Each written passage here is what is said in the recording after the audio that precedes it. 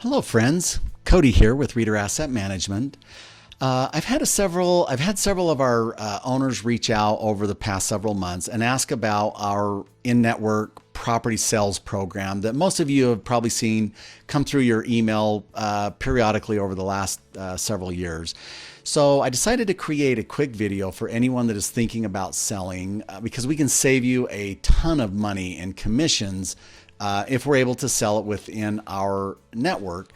But I also wanted to take advantage of this video and just point out a couple of things that I think you should be aware of if you are thinking of selling. So first off, as you know, most real estate agents charge a 6% commission to list your property. So as an example, a $300,000 property you're pushing almost $20,000 in real estate commissions.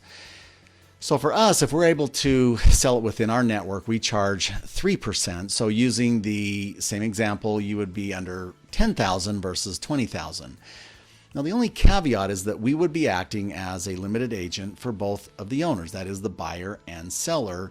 And this means that we're very limited in our capacity about what we can and can't say about the deal or the other party's position. This generally isn't an issue for several reasons. Actually, first, since we have come to know both of the owners over many years as their trusted property management partner, a high level of trust has already been established both ways. We don't actively pursue sales outside our network as we are just property management. However, since I am required to hold a broker license in the state of Utah, I'm happy to help facilitate these more intimate type purchases for our network of owners.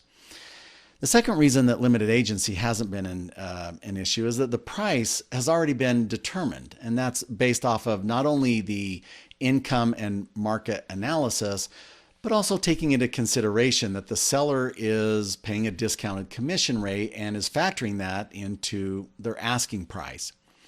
And the third reason that limited agency hasn't been an issue, since we know the property very well after managing it over potentially many years, we can deliver the facts about the property versus anyone's opinion, keeping everyone compliant under limited agency rules.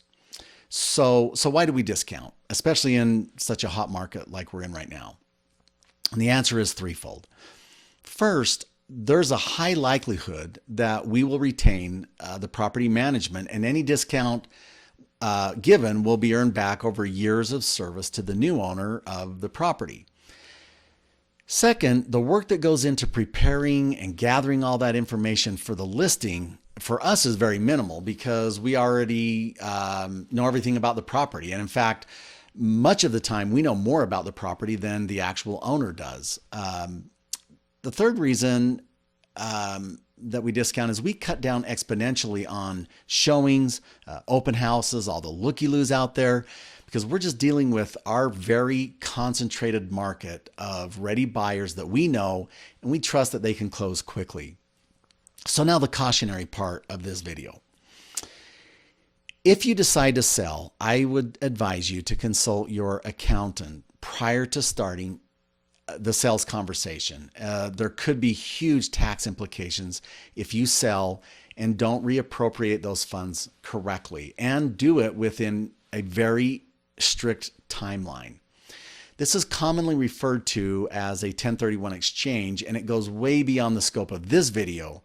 But I implore you to seek counsel. I've had several owners that missed their deadlines because the property they were purchasing or exchanging under the 1031 exchange rules completely fell through, and they missed their and they couldn't get another offer in and missed their deadline. And unfortunately, it's actually quite common. So just make sure to have a plan and a couple of backup plans. I've also had owners that were selling that weren't planning on reinvesting, and they just wanted to get the equity out because it was a seller's market. And once they realized how much of their equity they lost to taxes, they had immediate seller's remorse, essentially slaughtering the golden egg-laying goose, as they say. And I'm not trying to talk you out of selling. I just want you to be informed. So please consult your accountant or financial advisor. If you decide to move forward, the process is actually quite simple. So I will put together a market analysis of what the property should sell for. And then once we've entered into a buyer-broker agreement, I generate an email that goes, much like what you've seen, that goes out to our network of managed owners. And it's complete with pictures, the location, any amenities, obviously the rents and expenses, and the purchase price, really everything a prospective owner would need to make a decision to purchase. Owners that are interested in purchasing will generally just drop me a quick note with like an email with any questions that they have. They'll give me a list of dates that they're available to see the property, and then we take it from there. What we do for those owners, we'll do up a full pro forma for that owner, which a pro forma is a spreadsheet of how we expect the property to perform going forward based on our past results. We'll schedule with our tenants for that owner to do a walkthrough of the property. And if they decide to move forward, then we'll put together a real estate purchase contract. And then it's just a simple matter of moving through the due diligence process until the property closes.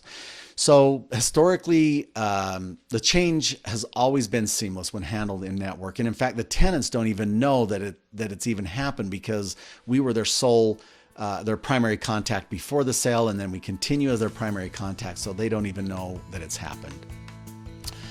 I know this video is short, but in closing, whether you've decided to sell or just thinking of selling, let's chat first. I'd love to save you a ton of money while keeping the property and our tenants under our management. So I hope this has been helpful. Have a great evening and take care. Thank you for watching.